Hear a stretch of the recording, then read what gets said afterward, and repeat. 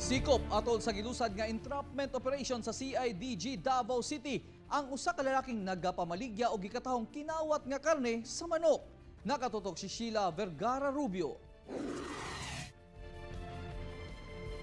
Giaksyonan sa mga operatiba sa CIDG Davao, inubadan sa Santa Ana Police ang reklamo sa usa ka dakong kumpanya nga eksklusibong ga-deliver og special cut chicken sa mga food chain sa Davao City. Nga kuno makulangan ang ilang mga delivery ug gidudahang ginabaligya sa lain ang mga nasikwat nga karneng manok. Sa pagpanubay sa otoridad, gilusad nila ang entrapment operation sa usa ka lalaking nagapamaligya sa gituhuang kinawat nga karneng manok nga nahitabo sa gawas sa usa ka mall sa bahada niadtong Sabado sa hapon. Positibong napalitan ang usa ka candiver del Puerto Padua, residente sa Arcastillo, Davao City. Usa ka kumpanya nga ang ilang delivery daw mabawasan or makulangan ug naapod sila na monitor na packaging nga ginabaligya sa public sa market.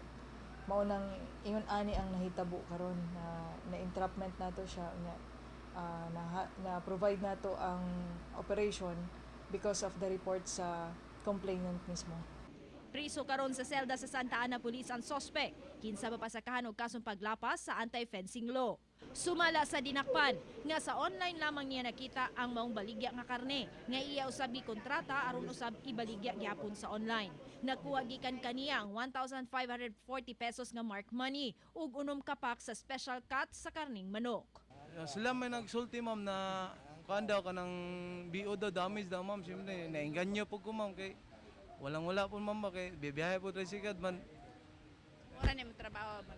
Doon income ma'am, nakakita mo sa online, kaya daga man ang mga business online ma'am. Nagpahimangno karon ang CIDG Davao City kalabot sa mong modus operandi nga dili mo palit sa makinawat saglit mamahimo usab silang makasuhan. Kauban si Melchor Awing sa kamera. Ako si Sheila Vergara Rubio para sa One Mindanao.